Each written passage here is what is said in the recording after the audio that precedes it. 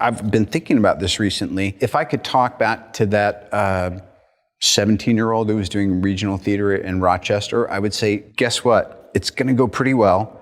It's going to be a lot of ups and downs. I'm not going to tell you the specifics because you get too scared, but it turns out in a good place, and it never will get better than it is right now. So just appreciate where you are. 3, 2, 1.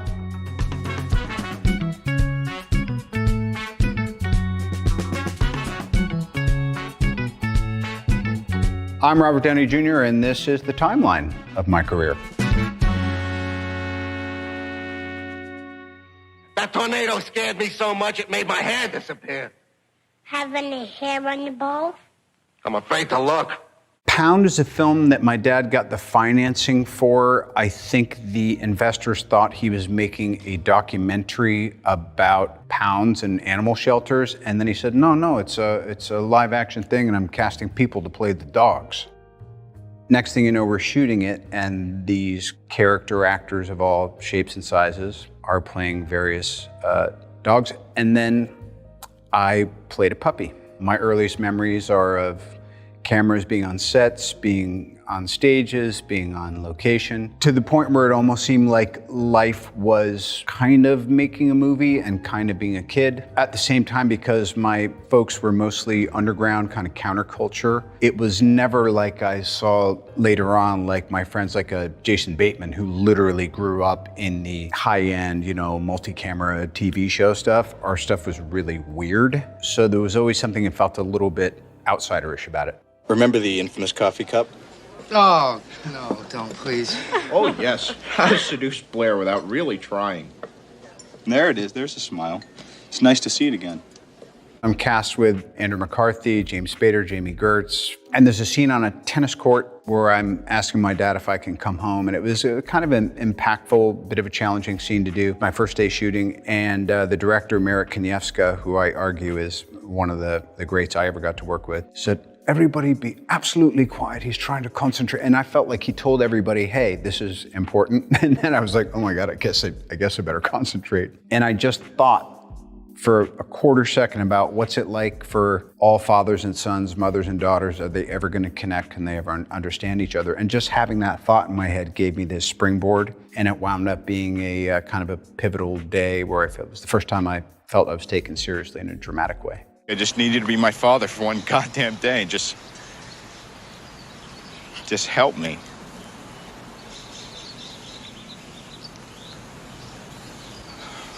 I mean, can't you tell when I'm telling the truth? No.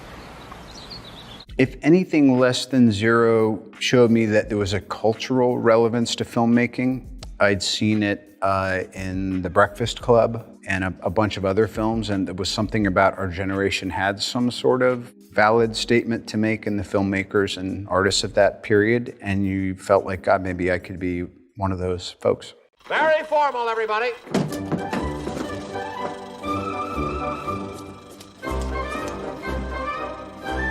What the hell?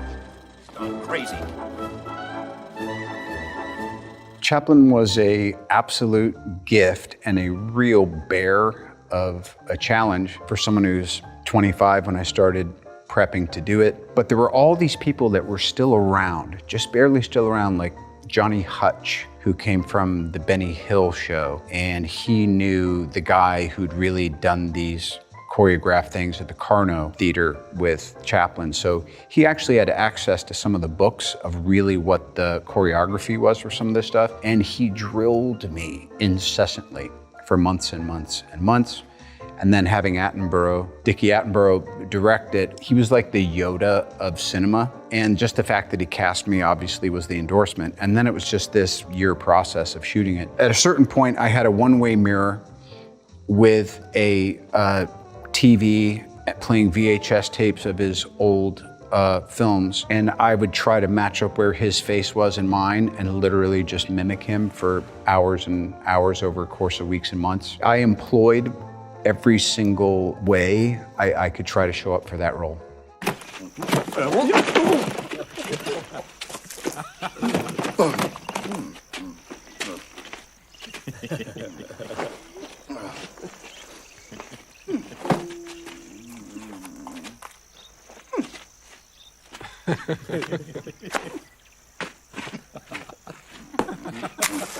When you're 25 and you're given the keys to the kingdom, you're going to probably come out of center. Maybe out of fear, maybe out of confidence.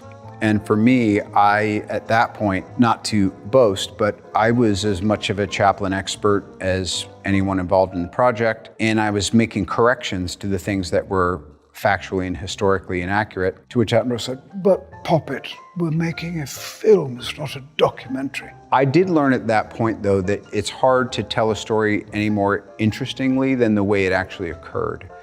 So I was saying, right before Chaplin did a film called The Kid with Jackie Coogan, his wife had had a miscarriage. So that was his way of healing from the trauma of that loss. And he was like, "Robert, the audience," I was like, "It's too episodic, we have to make this have more." Anyway, you realize you're not the director when you're not directing, but a great director will incorporate all of your strong associations and the things that you feel are really important and find a way to help you get them into the character. I didn't want him to come in on it. He insisted. I said, "You gotta stay at home," but he doesn't listen to me. He's such a stupid son of a bitch.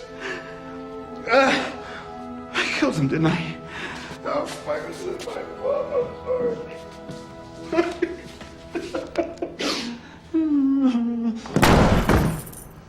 Wow. Sorry. Hey, good luck. Kiss Kiss Bang Bang, that was a film shot entirely at night. I think there was 1 day shoot and 1 split. So the rest of the time we're getting to work at sundown and we are working all through the night, every night. So Shane Black is a night owl. Shane Black is a legitimate genius. And he'd written what I thought was almost a perfect script. And then Val Kilmer and I had kind of fallen into this good repartee. And at that point, I'd never played a character who was so overtly not intelligent, but lovable. And I think it was very freeing for me because I'd hitherto been associated with these kind of fast-talking, smart guys, which I'm not necessarily. I've just had some experience doing it. And Harry Lockhart in Kiss Kiss Bang Bang, he's kind of a dummy. And it was so freeing for me. What happens when they drag the lake? You think they'll find my pistol? Jesus. Look up idiot in the dictionary. You know what you'll find? Picture me? No! The definition of the word idiot, which you fucking are. As far as working with Val on Kiss Kiss Bang Bang, he's Val Kilmer. It's vintage Val Kilmer. He comes in with such an kind of off-center point of view on things, and yet he's playing the one who knows everything, and he's smart, and he thinks that Harry is kind of an idiot, but they become friends. So I just found it so delightful to be staying up all night with Val Kilmer, shooting these ridiculous scenes about these two oddballs that are chasing this kind of my case and your case, they're the same case. He's a really sophisticated artist, and I have nothing but fond memories about Kiss Kiss Bang Bang. Dick, just one thing. Is it true they got a print off the cap? Yeah, they got a partial in blood. But that is not for publication. Hey, come on. Hey, it's me. Did he say they got a print? Partial. Working with David Fincher on Zodiac was a once-in-a-lifetime opportunity. He is an absolute master of this art form. And I remember also the subject matter is really, really intense.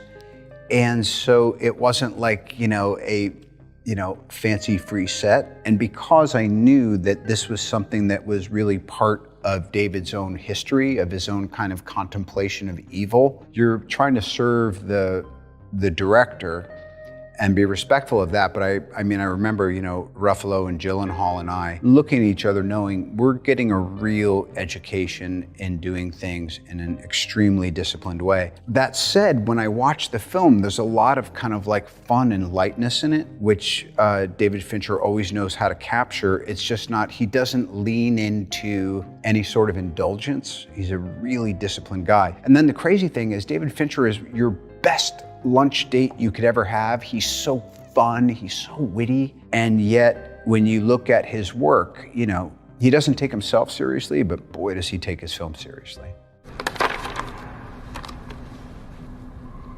That's the only place that word and that symbol ever appeared together before the letters. The guy stole his logo off a watch. How can somebody who's killed 13 people... He claims he's killed 13 people, but which ones can we actually confirm? There's 3 in Vallejo, 1 in Berryessa, the cabbie, that's it. Bobby, you almost look disappointed. Working with David Fincher, you will learn that you're more durable than you thought. A scene can devolve into where it just feels really perfunctory and you're kind of almost on an automatonic mode, but it doesn't matter because the craft of trying to get things done, like there was a scene where he was trying to get it done in 1 shot and we had to have done 40 or 50 takes. And people were a little bit exasperated. He said, Downey, come here, do we have it yet? And I watched the takes and at the end of it, I said, you want to use this in 1? He goes, yeah. I go, you know, he goes, Downey's right, we don't have it yet. Delete all 40 of those takes and we'll start again after lunch. And everyone looked at me like, what the fuck is... But, you know, right is right. Truth is,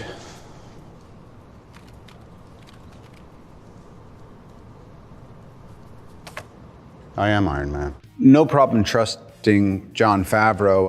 His films Zathura and Kiss Kiss Bang Bang came out on the same weekend and tanked. And I think we were both really hungry to try to reestablish ourselves as a formidable duo, albeit individually. Again, just like Attenborough, his endorsement of me to play that character. And then Kevin Feige having the wherewithal to say, okay, bit of a risk, let's do it. We like risk. Wound up being, you know, a life-changing 15 years. Tony, what? It's gonna be okay, okay? It's gonna be okay. I am gonna make this okay. Oh. Okay, you're gonna attach that to the base plate and make sure you... Yow! Is that so hard? That was fun, eh? Anytime I was with Jeff Bridges, and maybe even more so with Paltrow, you just felt that there was this chemistry where you always kind of got the definitive version of a scene, whether it was loosely scripted or a little bit more prepared. But there's a scene where he's doing a weapons test, and he says, is it better to be feared or respected? Is it too much to ask for both? And John and I were literally writing that line for line as we went along shooting it that day. And I put on sunglasses because it was all on cue cards. It was that kind of thing where you go, it's more important that we feel like we're just coming up with this and we like it, and there's no trick we can't employ to cover the fact that we're kind of making it up as we go along. But again, because you have that huge cluster bomb explosion in back of him, because the air mover kind of pushed me forward, and it was just one of those days. There was another moment where Tony has escaped the cave and essentially become Iron Man, and he lands in this kind of crater outside the cave where he's being held. And there was a windstorm that day, and we were trying to get this take, and it was very Star Wars-esque in a way. It was very reminiscent of what John has wound up doing since with Mandalorian. And there was just this moment where it's like this storm kind of settled, and everyone kind of looked at everyone. We were like, let's get one more take, and that's the one that's in the film. So it even felt like sometimes the elements themselves were conspiring to help us do our best job.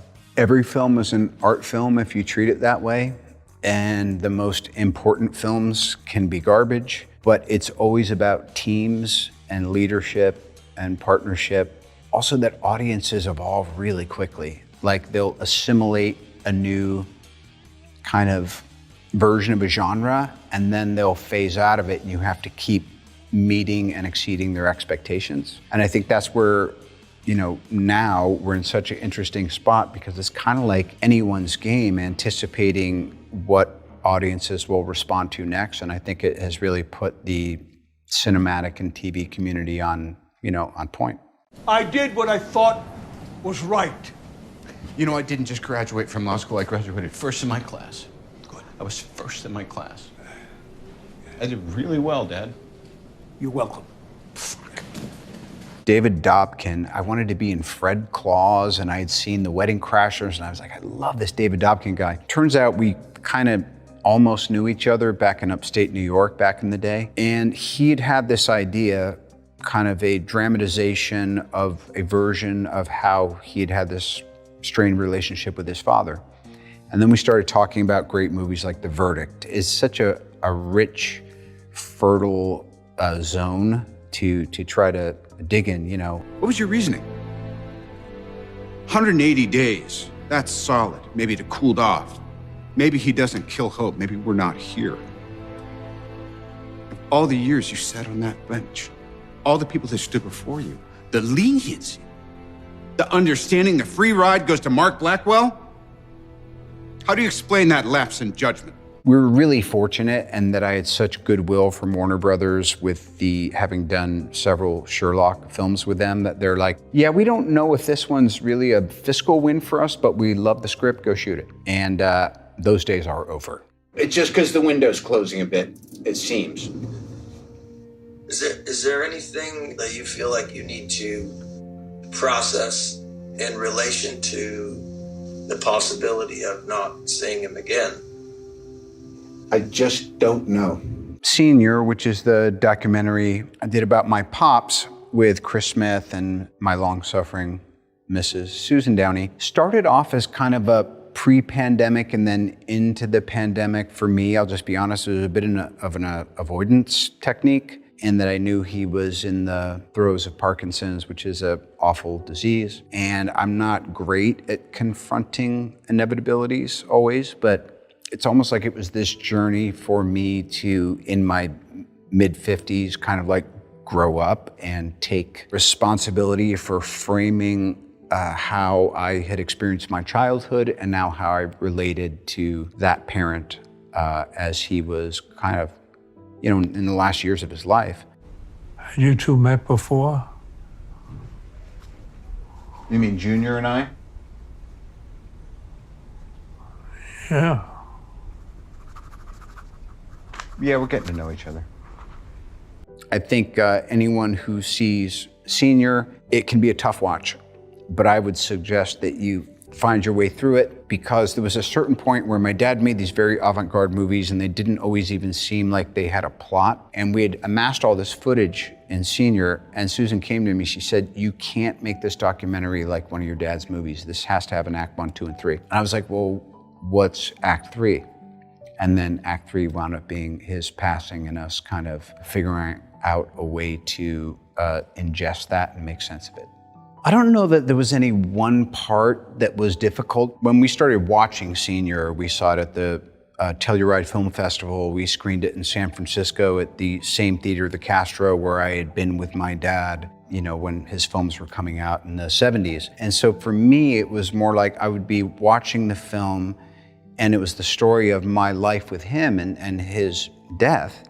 But it also wound up being this kind of thing of, it brought me almost back to Chaplin, where you make art of your life and your life is kind of a movie, but it's not. It was this very surreal experience. And then there was just the grieving part of it where, and I think it's why some people say, I wish I'd been able to do something like this for one of my parents or a loved one, is that it becomes this kind of touchstone, and it's a way to have a mechanism by which you can process a loss.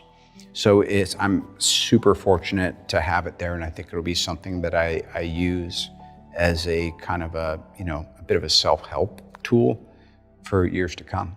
I can't believe it. Well, here we are. Catch me up. What do we know? One of our B-29s over the North Pacific has detected radiation. Do we have the filter papers? There's no doubt what this is. White House says there's a doubt. Wishful thinking, I'm afraid. Are those the long-range detection filter papers? It's an atomic test.